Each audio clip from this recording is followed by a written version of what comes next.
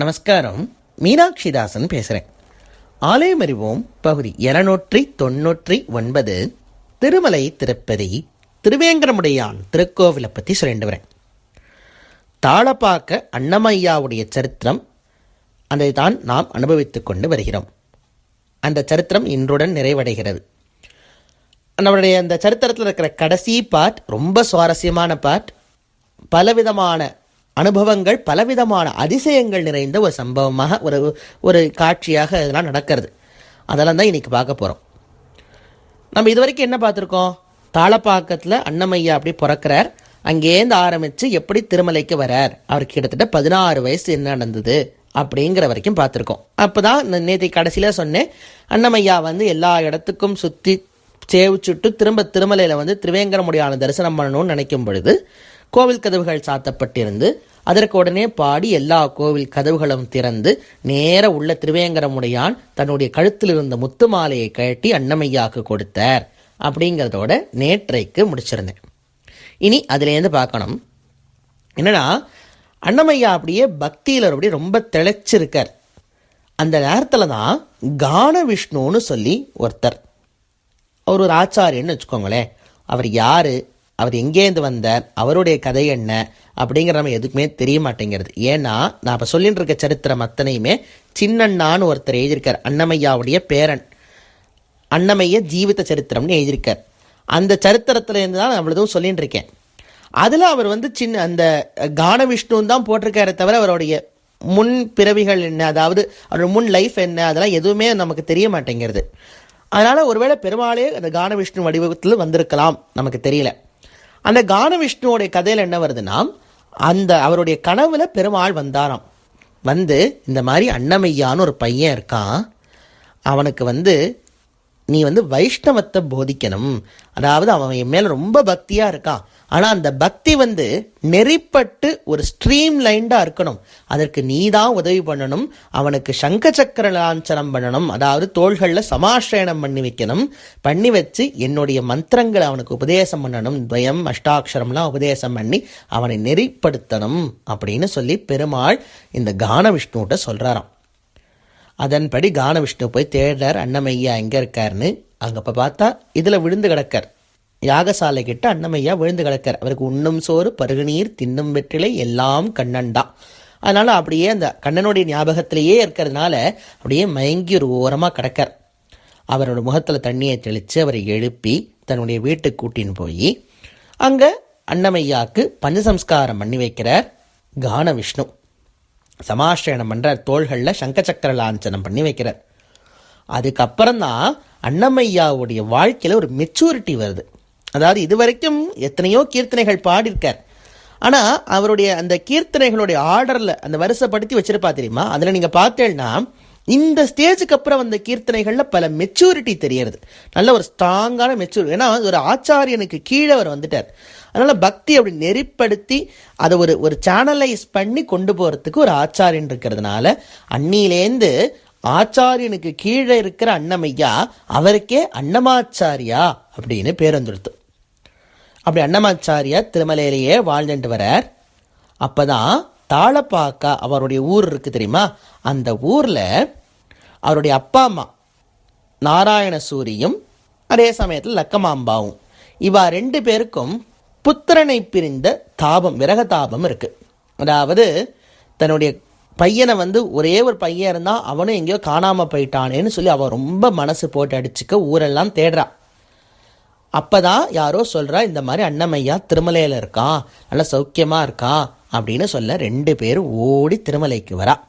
அந்த காலத்தில் ரொம்ப கஷ்டம் ட்ராவல் பண்ணி வரதெல்லாம். அப்படி பார்த்தா அவளுக்கு ஒரே சந்தோஷம். ஏன்னா திருமலையில் பத்திரமா அன்னமாச்சாரியார் இருக்கார். ஆனால் அவன் நினைத்தது போன்று லௌகீகத்தில் இல்லாமல் ஆன்மீகத்தில் இருக்கார். ஸோ அவளுக்கு என்ன ஆகுது, ஐயோ நம்ம வம்சம் இப்படி தழைக்காமல் போயிடுமோ, அப்படி இந்த பையன் இப்படி போயிட்டானே அப்படின்னு சொல்லி ரொம்ப அடிச்சுக்கிறது. அன்னமையாவை எவ்வளவோ கன்வின்ஸ் பண்ண ட்ரை பண்ணுறா, ஆனால் அவள் வரமாட்டேங்கிற. நான் திருமலை தான் எனக்கு வாழ்வு, திருமலை தான் என்னுடைய இடம், நான் அங்கேருந்து வரமாட்டேன் அப்படின்னு அடம் பிடிக்கிறேன். அப்போ தான் அந்த கான விஷ்ணு அன்னமாச்சாரியரை கூப்பிட்டு அட்வைஸ் பண்ணுறார். இல்லைப்பா, அம்மா வருத்தப்படுறான்னா நம்ம அம்மாவுடைய அந்த விஷஸை நம்ம சாட்டிஸ்ஃபை பண்ணணும். ஏன்னா ஆதிசங்கர பகவத் பாதாள் கூட பார்த்தேன்னு வச்சுக்கோங்க, அவர் சரித்திரத்தில் எடுத்தேன்னா அவன் அம்மாவை பார்த்து சொல்கிறார், அம்மா நீ பரமபதிக்கும் பொழுது நீ போகும் தருவாயில் என்னை நினச்சிக்கோ, நான் கண்டிப்பாக வருவேன். யார்? சன்னியாசியான ஆதிசங்கர பகவத் பாதாள் தன்னுடைய அம்மாவை பார்த்து சொல்கிறார். அதெல்லாம் மாத்திருகா பஞ்சகம்லாம் பாடுறார். அம்மா தன்னுடைய வாழ்க்கையில் அவ்வளோ முக்கியம். ஏன்னா எந்த குழந்தையாக இருந்தாலுமே அம்மாவுக்கு அவ்வளோ முக்கியத்துவம் கொடுக்கணும். அவள் என்னவா இருந்தாலும் அம்மா கெட்ட கேரக்டராக இருந்தால் கூட அம்மாவை தலைமையில் தூக்கி வச்சு பார்த்துக்கணுங்கிறது சாஸ்திரம் சொல்கிறது. ஆனால் அம்மாவுக்கு அவ்வளோ முக்கியத்துவம். நீங்கள் அம்மாவை கண்கலங்காமல் வச்சு பார்த்துட்டேன்னா உங்கள் அம்மாவை அதுவே இறைவனுக்கு செய்யும் பெரிய தொண்டாகத்தான் சாஸ்திரங்கள் அத்தனையும் கூறுறது. எனவே அன்னமாச்சாரிய என்னுடைய குரு என்ன சொல்கிறாருன்னா, உங்கள் அம்மாவை நீ நன்னா வச்சு பார்த்துக்கணும், உங்கள் அம்மா ஆசைப்படி நீ வாழணும் அப்படின்னு சொல்லி அனுப்புகிறார். உடனே அவன் அம்மா கொஞ்சம் கூட தாமதிக்காமல் தாளப்பாக்கத்துக்கு போன உடனே அன்னமையாவுக்கு கல்யாணம் பண்ணி வச்சுட்றார். அது ஒரு கல்யாணம் இல்லை, 2 கல்யாணம் வேறு. அதாவது திம்மக்கா அக்களம்மா அப்படின்னு 2 பேர். பேர்லாம் கொஞ்சம் அவங்களுக்கு தெலுங்கு பேராக இருக்கும், அதனால் கொஞ்சம் புதுசாக இருக்கும். ஆனால் அவளுடைய அந்த கல்ச்சரில் இப்படி தான் பேர் வச்சுப்பாள். ஸோ திம்மக்கா அக்களம்மா அப்படின்னு 2 பெண்கள், 1க்கு 2ஆகவே கல்யாணம் பண்ணிச்சு. ஏன்னா அவளுக்கு பயம், ஒன்று போனால் கூட இன்னொன்று எப்படியாவது ஒரு பிடிச்சி இங்கே இந்த லௌகீகத்திலே வச்சுன்றோம் அப்படிங்கிறதுக்காக கல்யாணம் பண்ணி வைக்கிறா. கல்யாணம் பண்ண உடனே நன்னா குடும்பம் நடத்துகிறார். ஏன்னா சாஸ்திரப்படி தர்மப்படி கல்யாணம் பண்ணிண்டா தர்மப்படி வாழணும், அதுக்கு துரோகம் பண்ணக்கூடாது. ஆனால் கல்யாண வாழ்வை நன்னா கழிக்கிறார். ஆனால் அதில் முக்கியமான விஷயம் அந்த சரித்திரத்தில் என்ன சொல்கிறதுன்னா, எந்த விஷயமா இருந்தாலுமே தன்னுடைய குடும்பத்தில் அதை அப்படியே பகவானோட ரிலேட் பண்ணி லிங்க் பண்ணி தான் பார்ப்பாரோம். அதுதான் நம்மளுடைய வாழ்க்கையில் முக்கியம். நம்மளே ஏதாவது ஒரு வீட்டில் ஒரு சம்பவம் நடக்கிறது, இல்லை சாதாரணமாக நித்தியம் சாப்பாடுலேருந்து தண்ணி குடிக்கிறதுலேருந்து வீட்டில் சண்டை போடுற வரைக்கும் எல்லாமே நடக்கிறதுனா இது ஒவ்வொன்றுத்தையும் நம்ம பகவானுடைய கதையோட தொடர்பு படுத்தணும். அதுக்கு தான் இவ்வளோ கதை கேட்குறோம். இப்போ யாராவது கணவன் மனைவி சண்டை போட்டால் உடனே நமக்கு ஞாபகம் வந்துடணும், திருவேங்கரமுடையானும் அலமேலமங்காவும் சண்டை போட்டது, அந்த வைகுண்டத்தில் மகாலட்சுமியும் பெருமாள் சண்டை போட்ட சம்பவம் ஞாபகம் வந்துடணும். இப்படியே நம்ம ஒவ்வொரு வாழ்க்கையில் இருக்கிற ஒவ்வொரு இன்சிடென்ட்ஸையும் நம்ம பகவானோட தொடர்பு படுத்திகிட்டே இருந்தோம்னா அதுதான் சுகம். அதை கரெக்டாக பண்ணுற அன்னமையா. அதனால தான் எல்லா இன்சிடென்ட்டுக்கும் பாட்டாக எழுதி தள்ளுறார். அப்படியே அருவியாக வருது அவருக்கு வாயிலேருந்து பாட்டு. அப்போ அன்னமையாவுக்கு குழந்தைகள்லாம் பிறக்கிறது. பெத்த திருமலாச்சாரியா அப்படிங்கிறவர் தான் மூத்த பிள்ளை. அந்த பெத்த திருமலாச்சாரியர் அன்னமையா மாதிரியே இருந்தார். அவருடைய கவித்துவம் அப்படியே இவர்கிட்ட இருந்தது. அப்போ பெத்த திருமலாச்சாரியாவுக்கு குழந்தையெல்லாம் பிறக்கிறது. அது சின்ன திருமலாச்சாரியார்னு ஒருத்தர். ஸோ இப்படியே ஒரு வம்சம் தழைக்கிறது. அது ஒரு பக்கம் இருக்கட்டும். அப்போ அன்னமாச்சாரியார் என்ன பண்ணுறார், இதெல்லாம் இவாள்லாம் ரொம்ப சந்தோஷமாக இருக்கும் பொழுது இவா அன்னமாச்சாரியா அப்போ தான் அகோபிலத்துக்கு போகிறார். அகோபிலத்தில் நவநரசிம்ம க்ஷேத்திரம் இருக்குது. நான் அதை பற்றி நிறைய எபிசோடு போட்டிருக்கேன், அகோபிலத்தை பற்றி இந்த திருவேங்கரமுடியான கதை சொல்லும் பொழுது.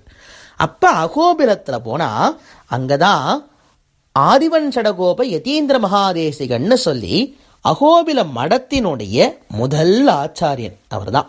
அவர் இருக்கார். அந்த ஆச்சாரியனுக்கு தான் சாக்ஷாத் நரசிம்மர் நடந்து விக்கிரக திருமேனியா நடந்து அவருடைய கையில் அமர்ந்துண்டார் அப்படிங்கிற சரித்திரம். அந்த விக்கிரகம் தான் இன்னி வரைக்கும் அகோபில மடத்தில் அவள் வச்சு ஆராதனை பண்ணுற மாலோலன் அப்படிங்கிற பெருமாள். அந்த நரசிம்மருக்கு அவர் பிரத்யக்ஷம் இவர் யாருக்கு, இந்த சடகோப யதீந்திர மகாதேசிகனுக்கு, ஆதிவன் சடகோப யதீந்திர மகாதேசிகன். அந்த ஆச்சாரியன்ட்ட அன்னமாச்சாரியா கீழே நன்னா படிக்கிறார். பல வேத சாஸ்திரங்களை படிக்கிறார், பலவிதமான காலக்ஷேபங்கள் பண்ணுறார். ஆதிவன் சடகோப யதீந்திர மகாதேசிகன் தான் அன்னமாச்சாரியாருக்கு ரொம்ப பிரதான குருவாக இருக்கார். அதாவது கான விஷ்ணு ரொம்ப குறைச்சலான காலத்துக்கு இருந்தாலும் அதுக்கப்புறம் ரொம்ப பெரிய காலத்துக்கு தன்னுடைய குருவான ஆதிவன் சடகோப யதீந்திர மகாதேசிகனை தான் அன்னமாச்சாரியர் ரொம்ப கொண்டாடுறார். அதை கிட்டத்தட்ட ஒரு கீர்த்தனையிலேயே சொல்கிறார். சூடோ திண்டகரி அப்படின்னு சொல்லி, திண்டரிக்கின் அப்படின்னு சொல்லி ஒரு கீர்த்தனை இருக்குது. அந்த கீர்த்தனையில் அந்த ஆதிவன் சடகோப யதீந்திர மகாதேசிகனை மென்ஷன் பண்ணி இவர் தான் என்னுடைய குருன்னு சொல்லி அன்னமாச்சாரியரே சொல்கிறார். அதனால தான் இன்று வரை அன்னமையாவுடைய உற்சவம் திருமலையில் நடக்கும் பொழுது அகோபில மடத்து ஆச்சாரியன் தான் நடத்தி வைப்பார். அன்னமையாவுடைய உற்சவத்தன்னைக்கு திருவேங்கரமுடியான் ஊஞ்சல் ஆடுவார் தனியாக ஒரு இடத்துக்கு போய்.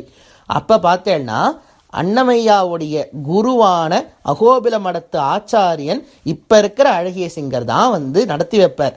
அதில் குறிப்பாக முக்கியமாக கவனிக்க வேண்டியது என்னென்னா, அன்றைக்கு ஒரு நாள் கம்பல்சரியாக திருவேங்கடமுடையான் திருமார்பில் லக்ஷ்மி நரசிம்ம பதக்கம் சாத்திப்பார். இது ரொம்ப முக்கியம். பாருங்க, ஒரு சின்ன தங்கத்தில் ஒரு பதக்கம் இருக்கும், அதை சுற்றி வைரம் பறிச்சிருக்கும், நடுவில் பார்த்தீங்கன்னா லக்ஷ்மி நரசிம்மர் இருப்பார். ஏன்னா இந்த அகோபில மடத்துடைய ஆராதன தேவத்தை லக்ஷ்மி நரசிம்மர். அதனால அதோடைய ஞாபகார்த்தமாக திருவேங்கடமுடையானே லக்ஷ்மி நரசிம்ம பதக்கம் சாத்திக்கிறார். இன்னி வரைக்கும் நடக்கிறது, நன்னா நீங்கள் சேவிக்கிறாரு. அப்புறம் இப்படி இருக்கார். அந்த நேரத்தில் என்ன ஆறுது, சாளுவ நரசிம்மராயர்னு சொல்லி ஒரு விஜயநகர ராஜா. அந்த அப்போ அவன் ராஜாவில் கமாண்டராக தான் இருந்தான். அப்புறம் தான் விஜயநகர ராஜாவை மாறினான். அவனோட இவருக்கு நட்பு ஏற்படுறது. அப்போ அண்ணா 2 பேர் ரொம்ப க்ளோஸ் ஃப்ரெண்ட்ஸாக இருக்கா. அப்போ அவன் கூப்பிட்றான், அண்ணமையா நீ தான் இவ்வளோ பாட்டு எழுதுறியே, பேசாமல் இங்கே வந்துடும், எங்கள் அரண்மனைக்கு வந்துட்டு நன்னா ஜம்முன்னு இருக்கலாம்னு சொல்லி அது பேரில் வந்து அன்னமையாவும் அரண்மனையில் போய் நன்னா இருக்கார். ராஜாவும் நன்னா பாட்டெல்லாம் கேட்டு ரசிக்கிறான். எல்லாம் அன்னமையா பெருமாள் மேலேயே எழுதி தள்ளுறார். அந்த நேரத்தில் தான் அன்னமையாவுக்கு ஸ்ருங்கார ரசம் மேறிடுறது. அது பக்திலே இது ஒன்று, அதாவது ஸ்ருங்கார ரசம்னு ஒன்று. ஆழ்வார்கள்லாம் பாடினேன்னா பார்த்தேன்னு வச்சுக்கோங்களேன், அவள்லாம் பெருமாளோட காதல் வயப்பட்டு ஊடல் நடந்து, ஊடலுக்கு அப்புறம் திரும்ப சேர்ந்து, அதுக்கு முன்னாடி தூது விட்டு, இப்படி பெருமாளோட காதல் ரசத்திலேயே இருப்பாள். நீங்கள் அநேகமாக பார்த்தேன்னா அத்தனை பாட்டு எழுதின வாழும். இப்போ வந்து இவராக இருக்கட்டும், கோபிகா கீதங்கள் எழுதினவராக இருக்கட்டும், இல்லை அந்த மாதிரி நாராயண தீர்த்தர் எல்லாரும் பார்த்தேன்னா அந்த ஒரு ஊடல், அந்த காதல் அப்படியே இருப்பா பெருமாள் மேலே. அது வந்து ஒரு ஸ்ருங்கார ரசம்னு சொல்லி அது ஒரு பக்தி. அந்த பக்தியில் தான் அன்னமையா ரொம்ப திளைச்சிருக்கார். ஏன்னா அவரும் கல்யாணம் ஆனவர். தன்னுடைய வாழ்க்கையில் நடக்கிற எல்லா கல்யாண விஷயங்கள் அத்தனையுமே பெருமாளோட சம்பந்தப்படுத்துறதுனால அவருக்கு அந்த ஸ்ருங்கார ரசம் மேலிடுறது.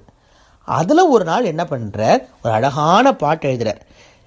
அதாவது ஏமோக்கோ சிங்குரு அப்படின்னு சொல்லி ஒரு பாட்டு. அந்த பாட்டில் அப்படியே ஃபுல்லாக ஸ்ருங்கார ரசத்தில் திளைக்கும் பொழுது ராஜா அப்படியே பார்த்து அனுபவிக்கிறான் அந்த பாட்டை. யார்? சாளுவ நரசிம்மராயன். அப்போ ராஜாவுக்கு ஒரு ஆசை வந்துட்டுருது. என்னன்னா, எவ்வளோ அழகாக ஒரு பாட்டு எழுதுறியே, இந்த ஸ்ருங்கார ரசம் தானே, அதே மாதிரி ஸ்ருங்கார ரசத்தில் என் மேலே ஒரு பாட்டு எழுதுன்னு அன்னமையா பார்த்து கேட்குறேன். அங்கே தான் தப்பு நடக்கிறது. ஏன்னா ஸ்ருங்கார ரசம்ங்கிறது இது வந்து அப்ராக்கிருத்தமான ஸ்ருங்காரம். இந்த மனிதன் ஒருத்தனுக்கு ஒருத்தன் நடத்துக்கிற அந்த காதலோ அந்த இதுவோ காமமோ இல்லை. இது வந்து கடவுள், அதாவது பகவானுக்கும் பிராட்டிக்கும் இருக்கிற காமம், அப்ராக்கிருத்தமான காமம் இது. அந்த காமத்தை பற்றி டிஸ்கிரைப் பண்ணும்போது இந்த ராஜா தப்பாக புரிஞ்சுண்டு தானும் தன் பொண்டாட்டியும் சந்தோஷமாக இருக்கிறத வச்சு ஒரு கீர்த்தனை எழுதின அன்னமையா கேட்க, அன்னமையா அந்த க்ஷணமே தவிர்த்துடுறார். இல்லை முடியாது, நான் ஒரு நாளும் திருவேங்கடமுடையானை தவிர வேறு யாரையும் பாடமாட்டேன், மானிடருக்கு பேச்சுப்படையில்னு சொல்லிட்டார். உடனே ராஜாக்கும் வந்து அன்னமையா கொண்டு போய் சிறையில் அடைச்சிடுறான். கையில் அப்படியே விலங்குகள்லாம் போட்டு பாடும் சிறையில் அடைச்சி, நீ பாடினாதான் வெளியில் வரலாம் அப்படின்னு சொல்ல. அப்போ அன்னமையா கேட்குறார், உன்னை பாடிதான் நான் வெளியில் வரணுமா? என் திருவேங்கடமுடையான பாடுறேன், அவனே என்னை வெளில வர வைப்பான் பாருன்னு சொல்லி ஆச்சரியமான ஒரு கீர்த்தனை பாடுறார். அந்த கீர்த்தனை பாடி முடித்த உடனே பட்டு எல்லா அதாவது அந்த விலங்குகள் அத்தனையுமே அப்படியே அவிழ்ந்து விழறது, கதவுகள் தானா திறக்கிறது. அன்னமையா எல்லாரும் பார்க்க தானே ஜெயிலேருந்து வெளியில் வரார். நேர ராஜாட்ட போய் எப்படி வந்த அப்படின்னு கேட்க, திருவேங்கடமுடையானை ரிலீஸ் பண்ணிட்டான், நீ கவலைப்படாத, ஆனால் இனிமே உனக்கும் எனக்கும் சகவாசம் கிடையாது. எப்போ நீ அந்த பக்தியை சரியாக புரிஞ்சுக்கலையோ அன்னிலேருந்து உன்னுடைய முகத்தில் நான் முடிக்கிறதா இல்லைன்னு சொல்லிட்டு அங்கேருந்து கிளம்பி ஸ்ட்ரெயிட்டாக பொண்டாட்டி பிள்ளையோட மறுபடியும் திருமலைக்கே போகிறார் அன்னமையா. அதாவது அப்பா அம்மா கீழே கூப்பிட்டு வந்ததுலேருந்து ஆரம்பித்து இவ்வளோ வருஷம் அங்கே இருந்ததுக்கப்புறம் திரும்ப மறுபடியும் திருமலைக்கே போகிறார் அன்னமையா.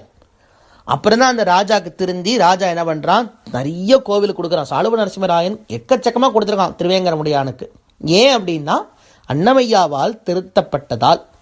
அப்போ அன்னமையா மறுபடியும் திருமலையிலேயே இருக்கார். எல்லா உற்சவங்கள் பேரையும் கீர்த்தனை எழுதுறார். எவ்வளோ கீர்த்தனைகள் எழுதுறாருன்னா 32,000 கீர்த்தனை எழுதியிருக்கான். கிட்டத்தட்ட 96 வயசு வாழ்ந்தார் அன்னமையா. 96 வயசில் ஃபஸ்ட்டு 16 வயசை கழிச்சுடுங்கோ. ஏன்னா 16 வயசு வரைக்கும் அவர் ஒன்றும் பெருசாக இல்லை. 16 வயசுலாம் திருமலைக்கு வந்தார். அப்போ 80 வயசில் 32,000 கீர்த்தனைகள் பாடியிருக்காராம் அன்னமையா. நினச்சி பாருங்க, ஒரு நாளைக்கு ஒரு பாட்டுன்னு வச்சா கூட வராது, கணக்கு டேலி ஆகாது. ஒரு நாளைக்கு 2 பாட்டு வீதம் எழுதியிருந்தாலும் இவ்வளோ பாட்டு எழுதியிருக்க முடியும்.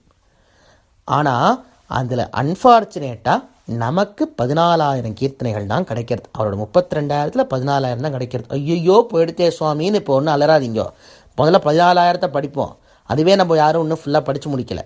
ஆனால் 32,000 எங்கேயோ இருக்குது.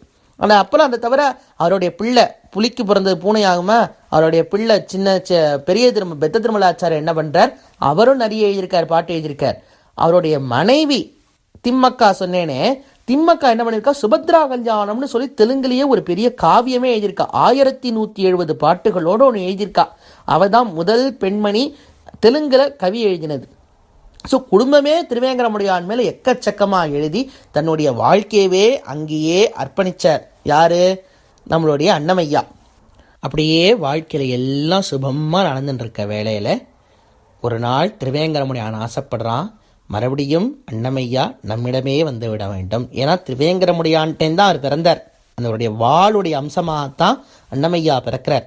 எனவே அந்த வாளை நாம் மறுபடியும் வாங்கிக்கணும் அப்படிங்கிறதுக்காக திருவேங்கடமுடையான் முடிவு பண்ணுறான். பிப்ரவரி மாதம் 23ஆம் தேதி 1503 வருஷம், கிட்டத்தட்ட அது ஒரு பால்குண மாதம் பகுள துவாதசி அன்னைக்கு அன்னமையா அப்படியே ஜோதிஸ்வரூபமாக மறுபடியும் திருவேங்கடமுடையானுடைய வாழ்லையே போய் ஐக்கியமாறார். அதோட அன்னமாச்சாரியோடைய சரித்திரம் நிறைவடைகிறது. ஆச்சரியமான சரித்திரம் இது. நான் ஒரு திவலையிலையும் ஒரு துளி தான் சொல்லியிருக்கேன் அவருடைய சரித்திரத்தில். ஏன்னா இந்த ஒரு பெரிய கடல், அந்த ஒவ்வொரு கீர்த்தனைகளையும் நீங்கள் அனுபவிக்கலாம், அவருடைய பக்தியை நீங்கள் அனுபவிக்கலாம். அந்த மாதிரி எவ்வளவோ இருக்குது அனுபவிக்கிறதுக்கு. ஆனால் அதில் ரொம்ப ஒரு சின்ன துளி அதை மட்டும்தான் சொல்லியிருக்கேன். அப்படிப்பட்ட மகா ஞானியான, அப்படிப்பட்ட மகா பக்திமானான, அப்படிப்பட்ட மகா பக்தரான அன்னமாச்சாரியோடைய திருவடியில் விழுந்து வணங்குவோம். ஸ்ரீமத் பிரதீய சரிதாமிருத மன்னையார்யா பீத்வா பினவை சுஹித மனுஜ பவேயா துவம் வெங்கடாச்சலபதேரியோ பக்தி சாரம் ஸ்ரீ தாளபாக்க குருதேவ நமோ நமஸ்தே அப்படின்னு சொல்லி அன்னமையாவுடைய திருவடியில் நாமும் விழுந்து வணங்குவோம். இதோட கிட்டத்தட்ட நாமும் திருமலையில் எல்லா விஷயங்களையும் பார்த்து முடிச்சாச்சு. அதனால் நாளை எபிசோடோட நாமும் திருமலையை முடிச்சுப்போம். இவ்வளோ நாட்களாக நாமும் திருமலையை பார்த்துட்டு வந்திருக்கோம், எல்லா விஷயங்களும் பார்த்துட்டோம். அதனால் நாமும் நாளைக்கு திருவேங்கடமுடையானிடம் பிரியா விடை பெறுவோம். அதற்காக இன்றொரு நாள் காத்திருப்போம். நாளை சந்திப்போம்.